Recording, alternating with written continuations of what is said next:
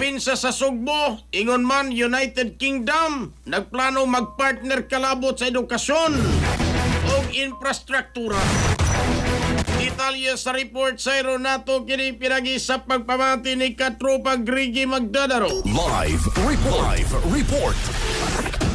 Yes, ang kagapanan karon sa probinsya Sugbo, plano karong buton sa potential nga area of collaboration sa United Kingdom kon UK kalabot sa edukasyon, basic infrastructure ug uban pang yawing sektor. Dihang ang British Embassy sa Manila Political Councilor Andrew Buwis may bisita ni Governor Pamela Pambre 4 ni atong milabayng semana ang pagtagbo ng sentro sa pag-ila sa mga oportunidad sa mga UK company nga makatampo sa development sa Sugbo. Partikular na pinagi sa partnership sa Cebu Chamber of Commerce and Industry kun CCCI. Ang edukasyon may usa sa giilang nga usa sa potensyal nga area alang sa kolaborasyon diin si Buwis pipasabot ngadto sa oportunidad sa mga UK company nga mosuporta sa English language education pinagi sa artificial intelligence.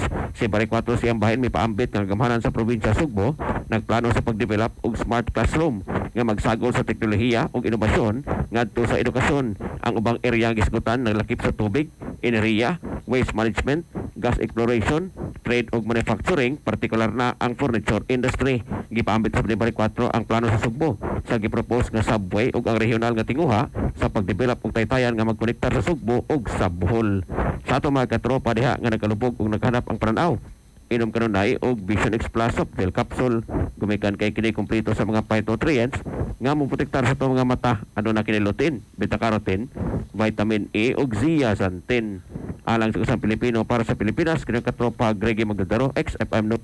XFM report. Cellphone Plus Gold, mapalit sa mga butika sa inyong lugar.